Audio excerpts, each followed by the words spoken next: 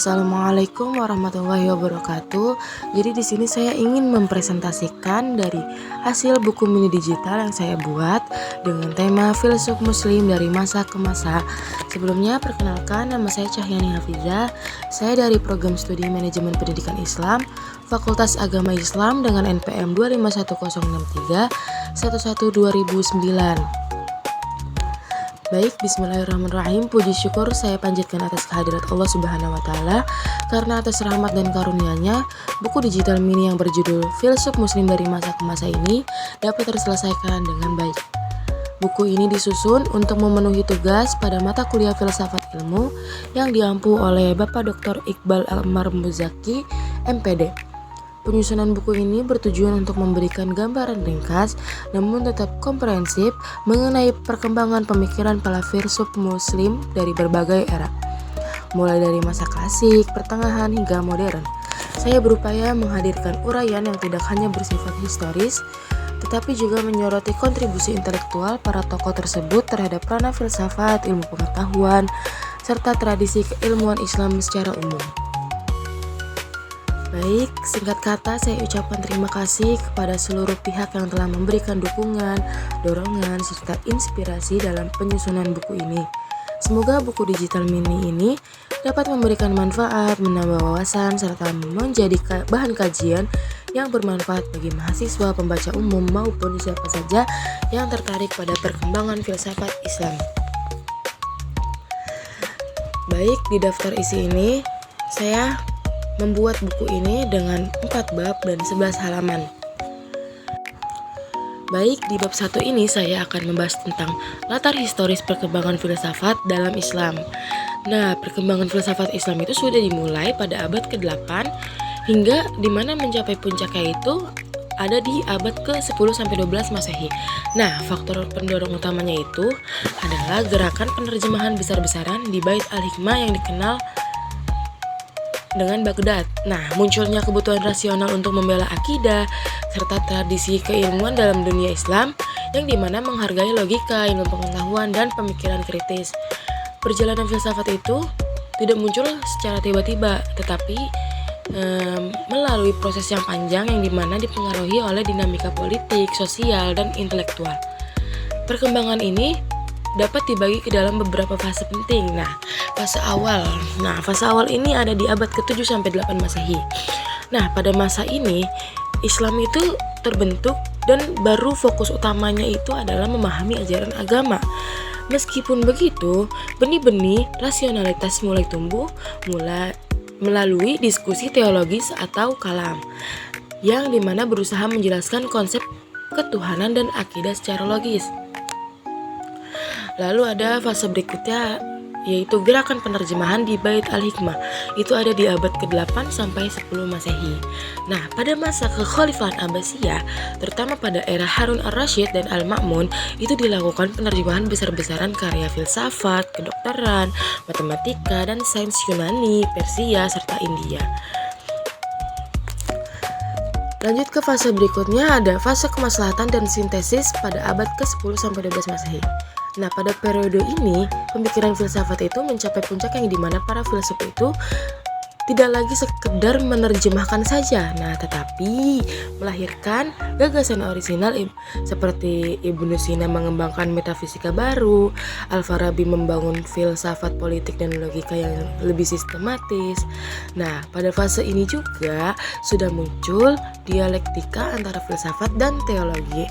Lanjut ke fase berikutnya, yaitu kritik dan integrasi dengan tasawuf. Itu ada di abad ke-11 sampai 12 Masehi.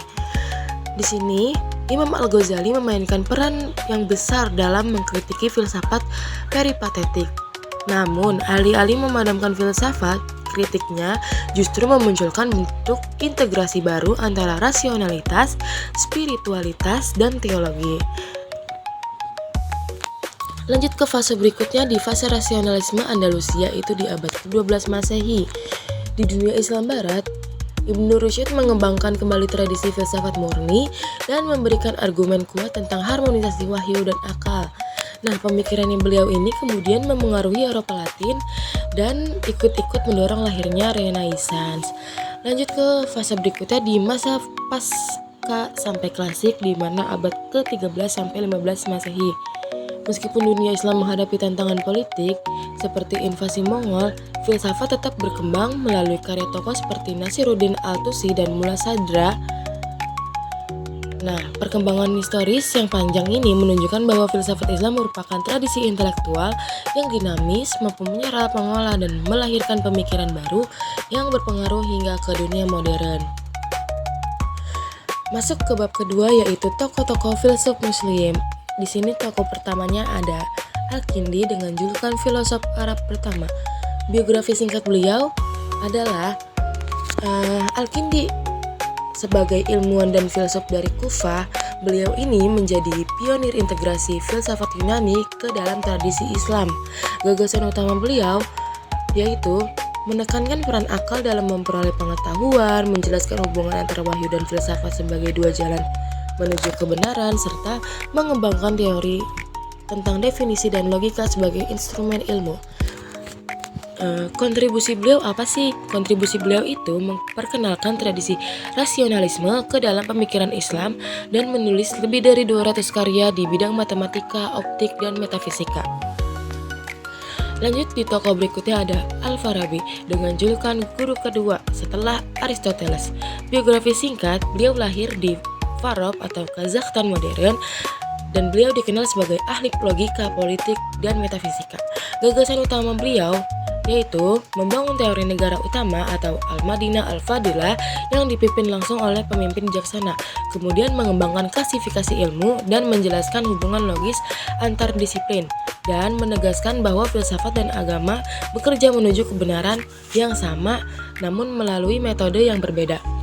Kontribusi beliau adalah sistem logika yang disusunnya menjadi dasar bagi filsafat muslim setelahnya. Lanjut di tokoh berikutnya ada Ibnu Sina dengan julukan Sang Ensiklopedia dan Aristoteles Islam. Biografi singkat, beliau adalah ilmuwan Persia yang menguasai kedokteran, metafisika, dan logika sejak usia dini.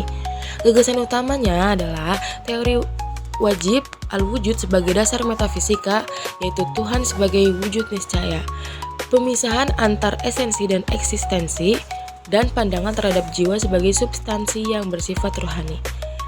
Kontribusi beliau melalui karyanya Al-Qanun fi Al-Tib menjadi rujukan medis dunia hingga abad ke-17. Sementara Asy-Syifa menjadi magnum opus filsafatnya. Kita lanjut ke tokoh berikutnya, Imam Al-Ghazali dengan julukan Hujjatul Islam. Biografi singkat, beliau adalah seorang teolog, sufi, dan filsuf asal Persia yang dikenal sebagai kritikus kuat filsafat peripatetik dengan gagasan utama mengkritik pandangan Ibnu Sina dan Al-Farabi dalam Tahafut Al-Falasifah, kemudian menegakkan pentingnya ilmu laduni dan pengalaman spiritual, dan menyatukan akal serta tasawuf dalam pencarian kebenaran. Kontribusi beliau, pemikirannya itu mendamaikan syariat, teologi, dan tasawuf, serta memengaruhi pemikiran dunia Islam sampai sekarang. Lanjut ke tokoh berikutnya, yang terakhir adalah Ibnu Rushd dengan julukan Averroes di Barat. Biografi singkat, beliau adalah seorang qadhi, dokter, dan filsuf dari Cordoba.